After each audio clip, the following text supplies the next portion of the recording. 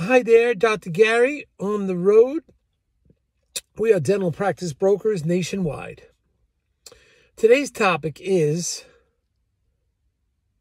when selling a dental practice or buying, you've got to be on your game and alert 24/7 every single day. We're going to explain what just happened 10 minutes ago, and it's an interesting story. Anyway, see, we are dental practice brokers doing this for 12 years. We have 10 employees. We're in 27 states now. We have 2 CPA accountants, marketing director, advertising director, operations director, and 5 development acquisition people, specialists. Our phones are answered from 7:30 a.m. East Coast time to 9:30 p.m. We work every day except Christmas and Easter.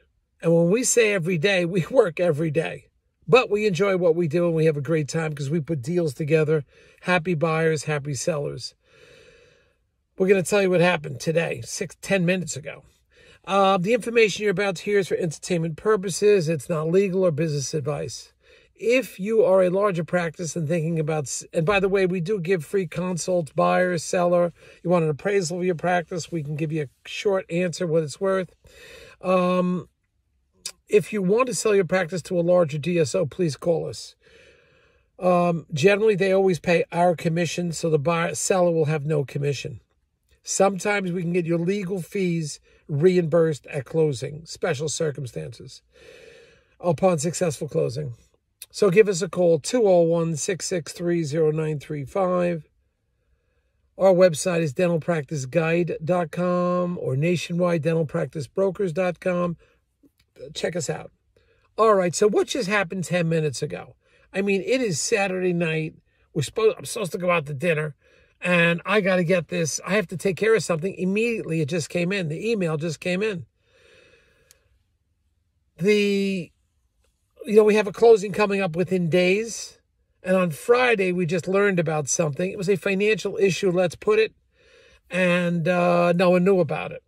And it will affect the closing if we don't resolve this financial issue. And it didn't come out until like Friday afternoon. I think the attorneys were aware of it.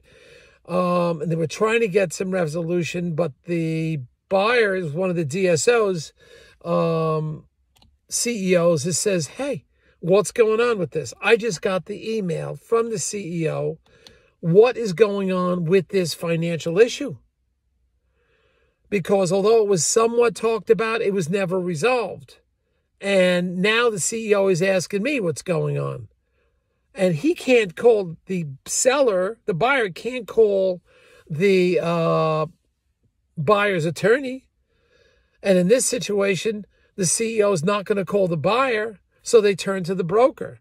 This is why in this business, you got to be on your game as a broker 24/7, 363 days a year. Yes, we take off Christmas and Easter. But you've got this buyer needs an immediate response. He's not happy. And a closing's coming up. So it comes down to me. So I did speak to the buyer briefly about it on Friday. I didn't have a full answer. So I just called the buyer.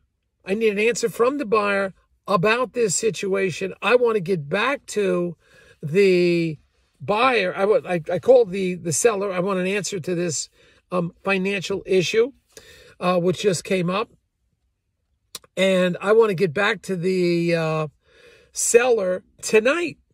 So this is not something, we'll just handle it on Monday. No, we got a closing coming up. This has to be resolved before the closing. If it's not resolved, it affects all the paperwork in the closing. It changes the dynamics of the deal. We need answers tonight. It's Saturday night. I just got to be on my game. Now, if I'm not around, my team will handle this.